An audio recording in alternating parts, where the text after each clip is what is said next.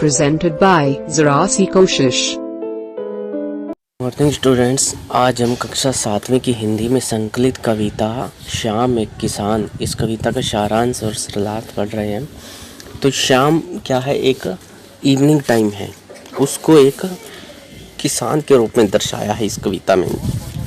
और वो अपने खेतों में बैठा है और प्रकृति के विभिन्न उपमानों के उसने कपड़े पहने हैं, पगड़ी पहनी है, आदि आदि सब अलंकृत किया गया है। तो सर्वेश्वर दयाल सक्सेना जी ने अपनी कविता श्याम एक किसान में श्याम के समय का बड़ा ही मनोहर वर्णन किया है। शाम का प्राकृतिक दृश्य बहुत ही सुंदर है। इस दौरान पहाड़ बैठे हुए किसी किसान जैसा दिख रहा है। आकाश उसके माथे पर बंधे एक साफे या पगड़ी की तरह दिख रहा है। पहाड़ के नीचे नदी बह रही है, किसान के पैरों पर पड़ी चादर जैसी लग रही है। तो नदी जो बहती हुई किसान के पैरों में एक चादर की तरह लग रही है। पलाश के पेड़ों पर खिले लाल रंग के फूल किसी अंगीठी में रखे अंगारों की तरह दिख रहे हैं। फिर पूर्व दिशा में गहराता अंधेरा भेड़ों के झुंड जैसा दिखाई देता है। यह लगता है अचानक मोर के बोलने से सब बदल जाता है और शाम ढल जाती है। तो इसकी कुछ पंक्तियां हैं। आकाश का साफा बांधकर सूरज की चिलम खींचता बैठा है पहाड़, घुटनों पर पड़ी है नदी चादर सी, पास ही दहक रही पलाश के जंगल की अंगीठी, अंधकार दूर पुरों में सिमटा बैठा है भेड़ों के गले सा।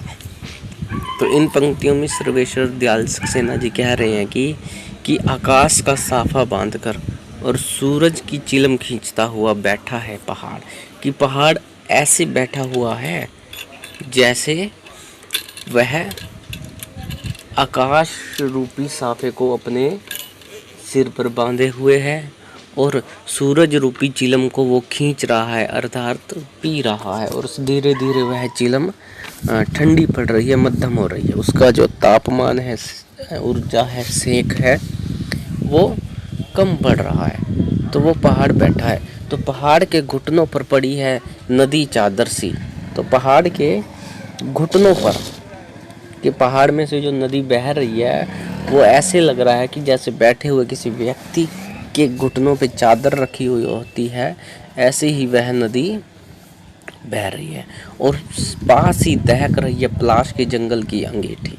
और उस पहाड़ के नज़दीक एक जंगल है जिसमें पलाश के पेड़ हैं और उन पेड़ों पर लाल रंग के फूल खिले हुए हैं। और फूल कवि को ऐसे प्रतीत हुए हैं जैसे वो लाल रंग के अंगारे हों और वो दहक रहे हैं, कि पास ही दहक रही है पलाश के जंगल की अंगीठी, कि वो अंगीठी में जो फूल हैं अंगारों की तरह दहक रहे हैं। और अंधकार पूर्व में सिमटा बैठा है।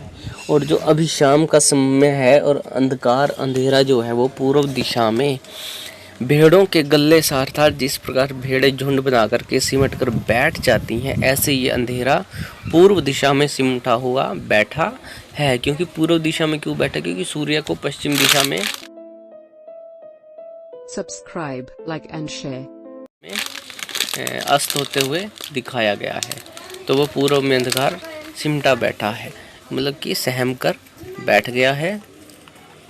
दूसरा पद्यांश देखो। अचानक बोला मोर जैसे किसी ने आवाज दी, सुनते हो? चिलम ओंधी धुआं उठा, सूरज डूबा अंधेरा छा गया। तो अब इसमें एक बात हो रहा है कि मानवीकरण अलंकार का प्रयोग किया गया है प्राकृतिक उपादानों का। कि अचानक बोला मोर, कि शाम के समय में अचानक से कवि को मोर की आवाज़ या केकी सुनाई देती है। और जैसे किसी ने आवाज़ दी, जैसे किसी व्यक्ति ने आवाज़ दी हो, ऐसे मोर आवाज़ लगाता है। सुनते हो कि हे पहाड़ रूपी किसान, क्या आप सुन रहे हो?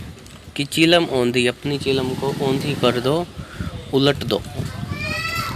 और धुआं उठा, और उसमें से जो बचा कुचा धुआं है वो अचानक से उठता है। सूरज डूबा, और सूरज अस्त हो जाता है, डूब जाता है। अंधेरा छा गया, और पूरी तरह से अंधेरा छा जाता है।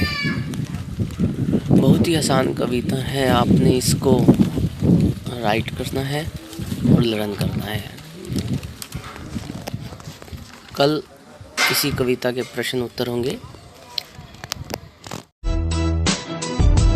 Powered by PK Star 007. Powered by PK Star 007.